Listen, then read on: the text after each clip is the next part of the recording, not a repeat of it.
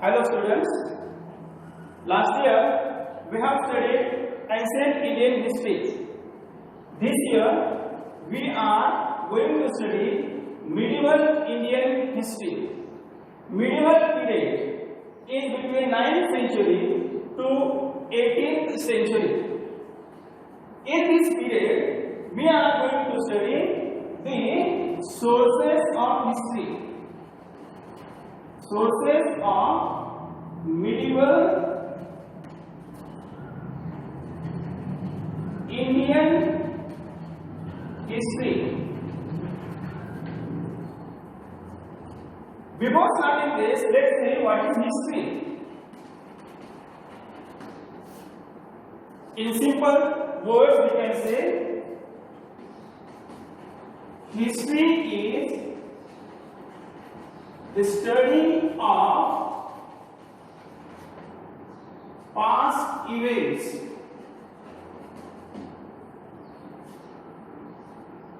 now history is the study of past events, but this study must be in proper chronological order, scientific and systematic. When we study history, 4 factors are important. Which are 4 factors? First, individual. Second, society. Third, period. And fourth, time. These 4 factors are important when you study any history. Now when we study history or we want to study history, that time we want some proofs or evidences. These proofs or evidences are called as sources of history. What are the sources of history? We can call it types of sources. Here you can see material sources, written sources and oral sources. These are 3 sources of medieval period of Indian history. Now, what are first we will see material sources. What is there in material sources? In material sources, you will see monuments, forts, buildings, caves and sculptures, coins, inscriptions and forts. Now, let's see about fort. First material source.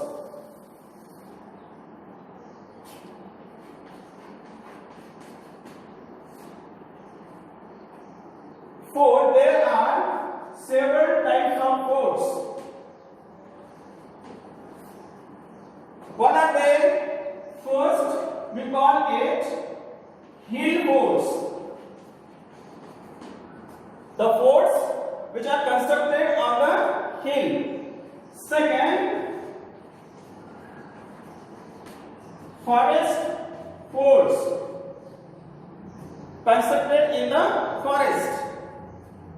Third, that is sea forts constructed in the sea. For example, Sindhudurga or Janjira. And number 4 is the forts on the plains. For example, our Ahmednagar fort, that is fort on the plains. Now, these forts are there. Beyond this, monuments are there. What are there in monuments? In monuments, there are virgalas, samadhis or graves. Next one is, we can say, buildings. What are there in buildings? In buildings, you can see various type of constructions again. Constructions constructed for the residence of the queens, that is called queen's quarters or Rani Niwas, or the ministerials, palaces, all these buildings or the houses for the common people. Then another important material source, that is coin. Another important material source that is coins. Now before starting this, I would like to tell you about the fort. When we study any fort, what we learn from this, which history we learn from the forts, we learn that the type of construction, that is called architecture. Then the material which they use to construct the forts. All these things we learn, all this history we learn when we study material sources. Now next one is coin. When we study about coins, we get several information about about history. First of all, we can say metal.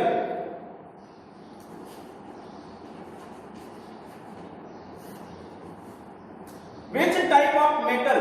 It is gold, silver, copper, or any other. Used to make the coin. From this, we can judge the economical condition, social condition of that period. Next one, when we study about coins, we can see there is the name of ruler or the picture of a ruler. It means that we will come to know during which period this coin is minted. We can see the time or period. On the coin downside, the period is mentioned. Then we can also understood the financial condition of that particular period. Now we can also understand religious ideas. Religious ideas. How can we understand religious ideas from coins? There are some rulers who use their deities or they used to carve images of their deities on the coins. Deities on the coins. Then also religious understanding. We can get religious understanding. How can you get it? You can say the coin which is made by Akbar. Coin which is minted during the period of Akbar. On his coin, he has the image of Ram and Sita.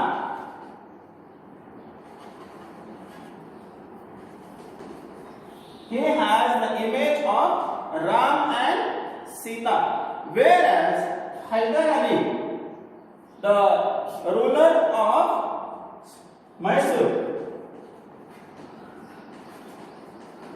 he also minted a coin, and on that coin he has the image of Shiva. He has the image of Lord Shiva and Parvati.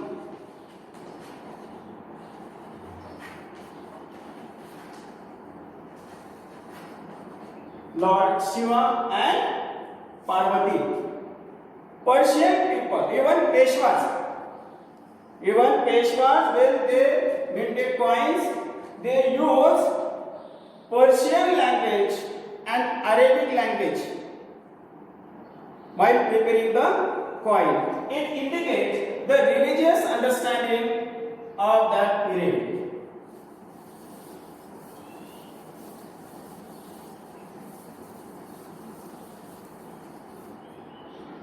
Now, let's see the next point, that is inscription.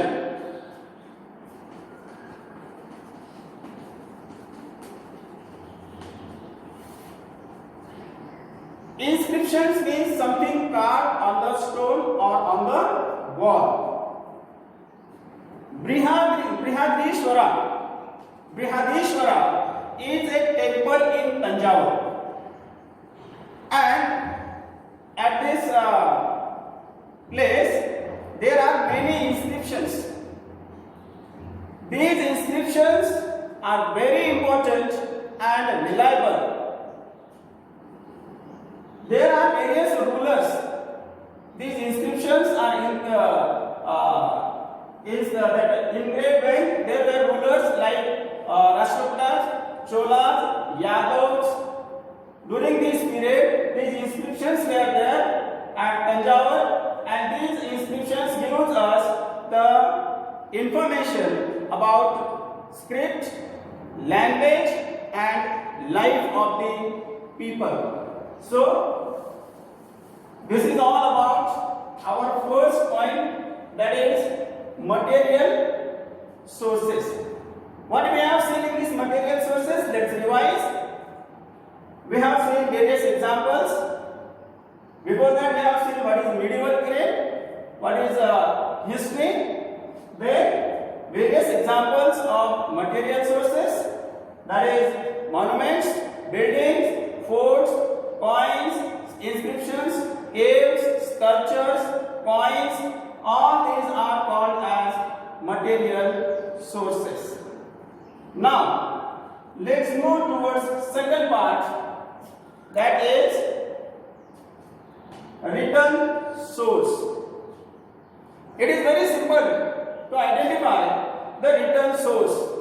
The meaning only tells us that the written source means in a written form, something that is in written form related, which gives us information about past events.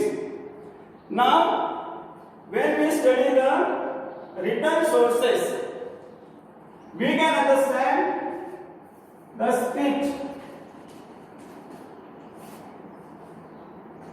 Okay, first script of that period.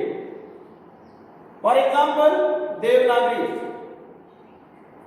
Then Devanagari script. Then we can say Arabic or Modi script or Persian scripts. Then second is language.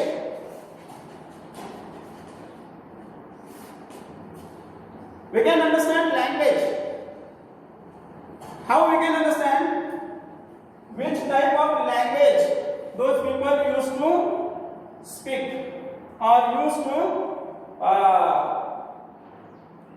speak or use for the communication. Then next one we get information.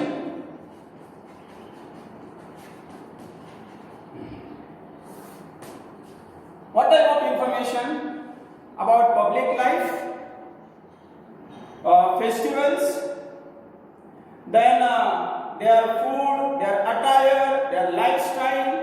We got all this information from this writing or written sources.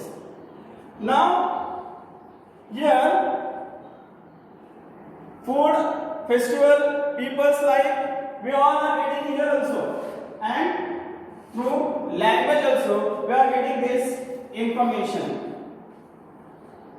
There are many, these are the sources called as written sources. Now, some more are there. I will give you an example, that is Tariq. Now, the Tariq means sequence of events.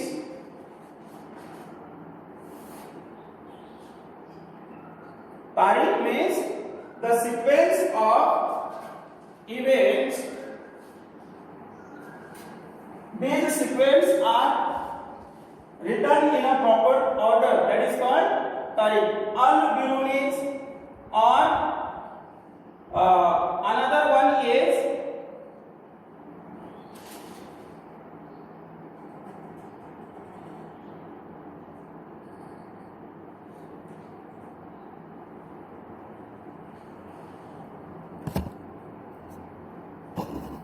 of events.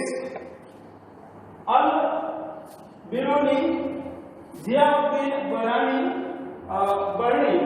Maulana Ahmad, Mirza Haidar, and even Bhimsen Saxena's tarikhs are available. Next one is travelogues. What is travelogues? Travelogue means the travelers who visit India and note down their experiences. That is called travelogues. That is also available. For example, Ibn Battuta's experience he has written. Next one is biographies. Biographies, in it we will get the account of that ruler's administration. We got information about the administration of that particular ruler in that period. For example, Babur's biography or Chhatrapati Shivaji Maharaj's biography, which is written in Sanskrit by a poet, Parmanand. And one more is, that is biography, that is Sri Shiva Bharat. This is also a biography of Chhatrapati Shivaji Maharaj. We will get the idea, the information about the administration of that particular period. Next one is Bakhar. Bakhar, it is originated in Maharashtra. It is called as a chronicles. Originated in Maharashtra, and these chronicles are in written form, but it is said that these chronicles are wrote down after the many years after the actual events. So these Bakhars are mostly written on hearsays. So these Bakhars, some Bakhars are famous: Sabhasadanchi Bakhar, Bhausaibanchi Bakhar, or Chiknisanchi Bakhar. These Bakhars are famous and used to study the history of India. Now we will see next, that is oral sources.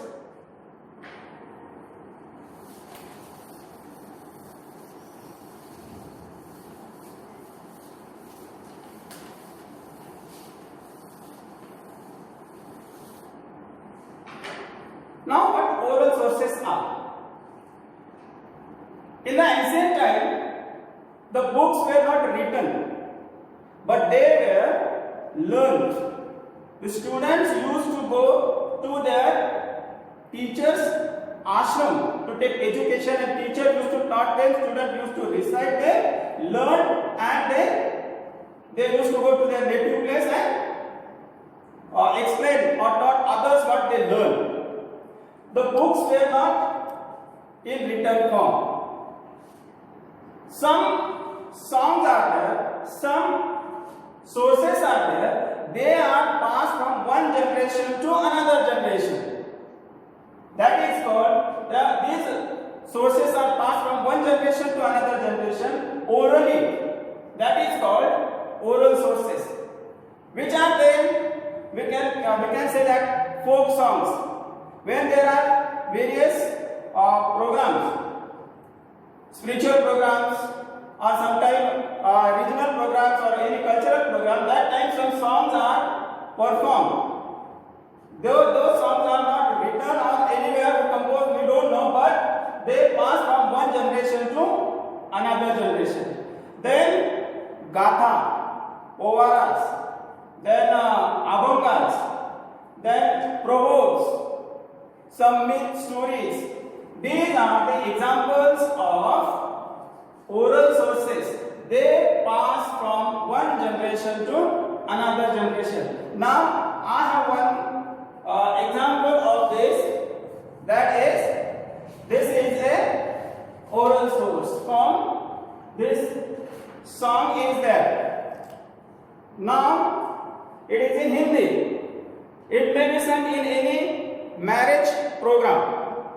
The same is in English. Another one I will show you, that is a povara. This is also the example of oral source. This is also a povara on Chhatrapati Shivaji Maharaj. A great incident in his life, that is on event of on Pratapgarh. That povara is there. So these are some examples of oral sources. So friends, we have learned today material sources, written sources and oral sources. Okay, now the important thing is that we have learned all these things. But if I will tell you, I will show you any pot, and I will tell this is the pot which is having the history of medieval period. People will not easily accept it. So it is people will ask me the authenticity of that source. We have to prove it that this pot belongs to that particular period. So we have to evaluate the sources of history. We cannot, if anybody is saying so, we cannot accept as it is as a source of history. We have to evaluate. Then how to evaluate? Which things are very important to evaluate? First of all, to examine the authenticity. We have to check it whether it is authentic or not. Then we have to observe. We have to find out which is true, which is fake. So whatever are the true, only we have to accept. We should not accept any fake evidences or proofs. Then one more important point, we are evaluating the sources of history. This factor is very important. Writer, one who is writing history. How it is very important? Because the writer's view is important. Which things are important? First, his integrity. Then, his personal interest. Mostly the writer will write such history in which he is interested. Then, the period in which period he is writing history. Then, the political pressure. Maybe sometime the writer may have a political pressure while writing history. So he may not write correct history. Then the use of language. Sometimes he may use overstatement or different metaphors to explain the event. Then they are really on oversays. Sometimes he may not have any proof, but he may just listen and he note down. So it may not the correct also, but he will just oversay, listen and note down. So author's impartiality is very important when you are collecting all these sources of history and when you are studying the history. So friends, today we all have covered all these points related to first chapter, that is the sources of history. Before concluding this and giving assignment, I would like to show you some examples. Already I have shown you about the oral sources. Now I will show you some pictures of the forts. Then this is also the fort of, this is also the material source. Now here you can see the picture of coins. Here various coins are there. This is Indian coins, British to Republic. Now another one picture is there. 16 old Indian coins, 1920 to 70. Now this is another coin. Here you can see the various pictures of card on it.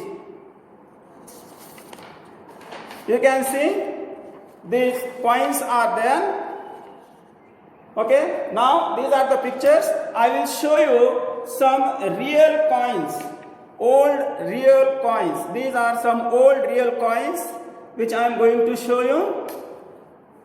This is a copper coin actually. Then these are old copper coin.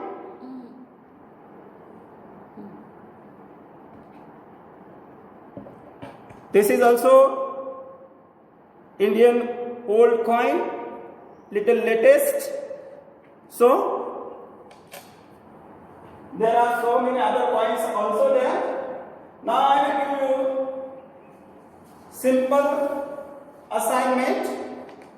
Assignment is that you have to collect 5 examples. Collect 5 examples of each sources of history. This is your assignment. You can refer internet or other books to collect this information.